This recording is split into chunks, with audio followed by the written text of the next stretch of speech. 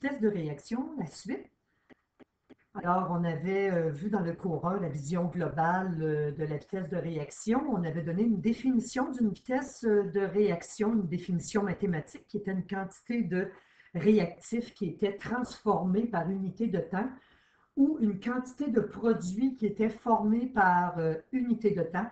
On a vu aussi le calcul d'une vitesse de réaction avec des unités de grammes par litre, par exemple, de mol par litre, etc. Et là, on va voir aujourd'hui encore le calcul de la vitesse d'une réaction, mais en considérant la stoichiométrie, donc en faisant des calculs de stoichiométrie.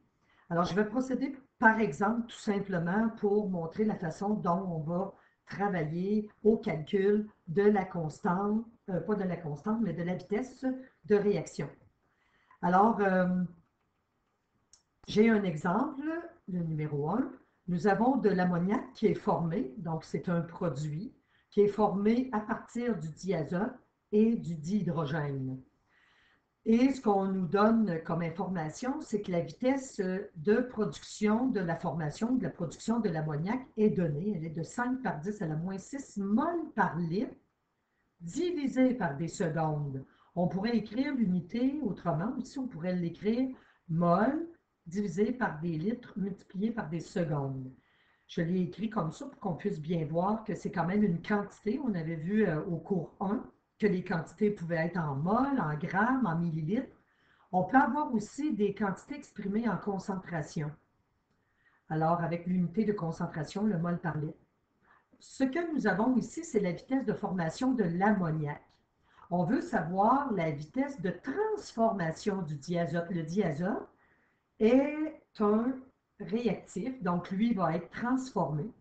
Alors, notre connu ici, c'est la vitesse, c'est la quantité en concentration qui est égale à 5 par 10 à la moins 6 mol par litre. Alors, on va faire un rapport stoichiométrique avec ça.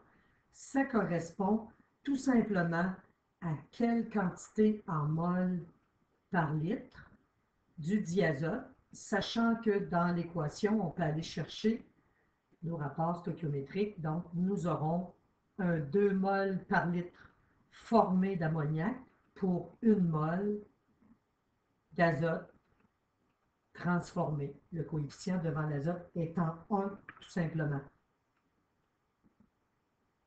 Nous allons donc obtenir pour la vitesse de transformation du diazote,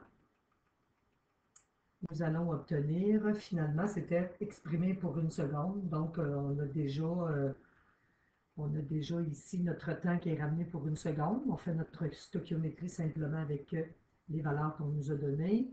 Alors, nous allons avoir 1 mol par litre par seconde, finalement, multiplié par 5 mol par 10 à la moins 6. Pardon, 5 par 10 à la moins 6 mol par litre.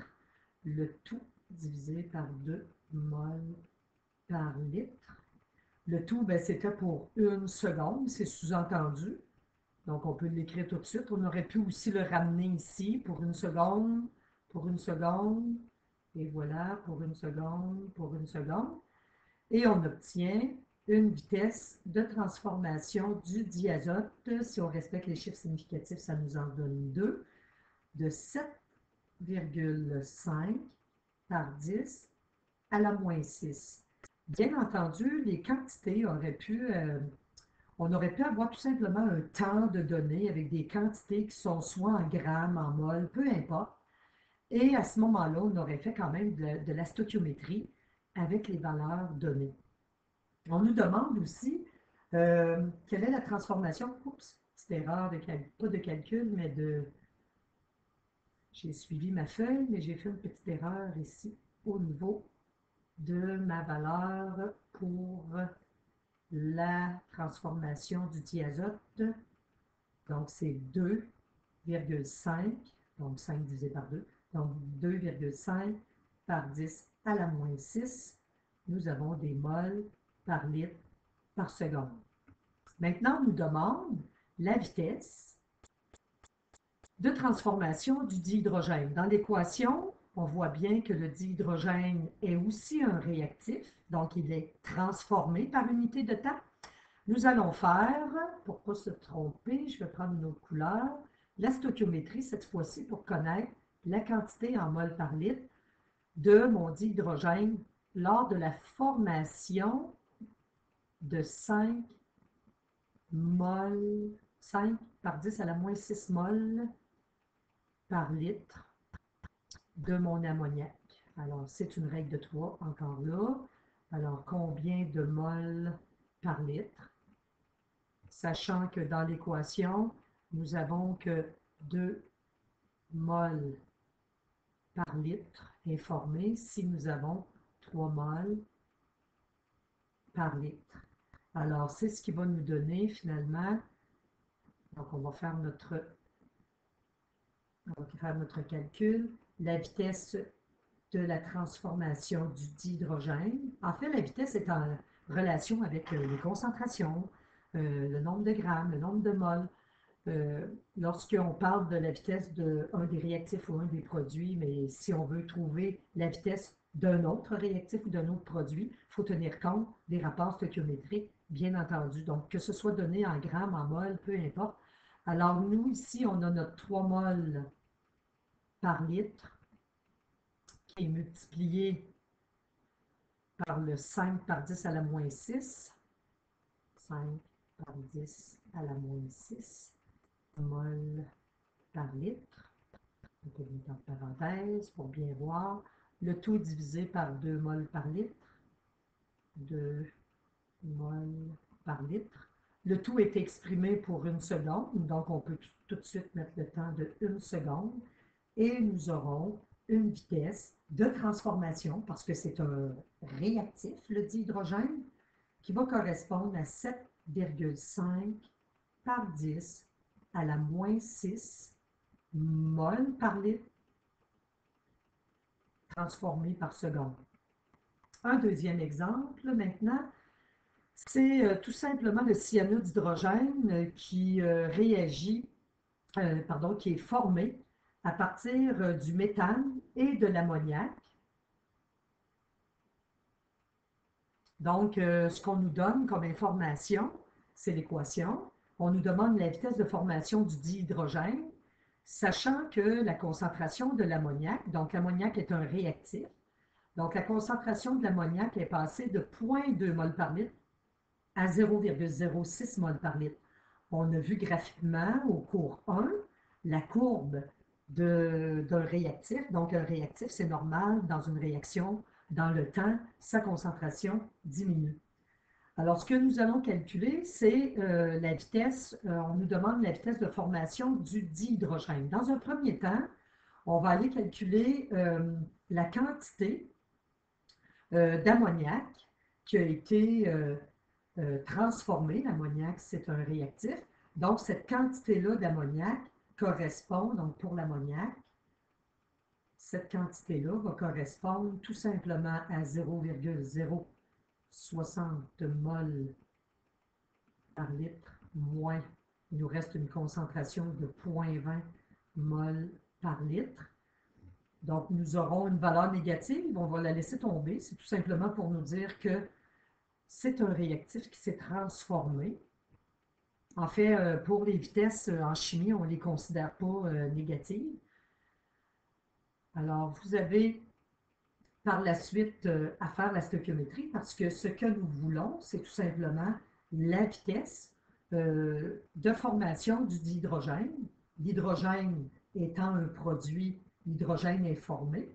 On nous a donné le temps. Donc, lorsque on a eu la transformation des 0,2 mol par litre de notre ammoniac à 0,06 mol par litre, cette quantité-là s'est transformée en un temps de 90 secondes, mais en même temps, les produits se sont formés dans ce temps-là.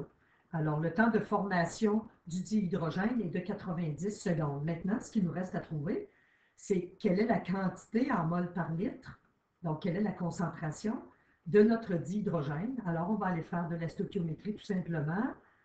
On va se faire un petit peu de place. Alors ici, ce que nous avons, l'ingrédient, donc la substance qui nous intéresse, c'est le dihydrogène.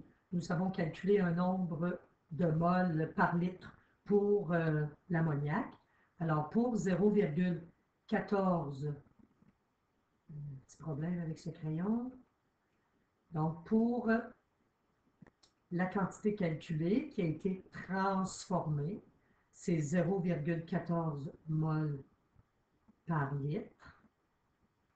On veut savoir quelle quantité, quelle concentration de dihydrogène va être formée. Encore là, on aurait pu donner des grammes, on aurait pu donner des moles. On fait de la stoichiométrie. Et voilà.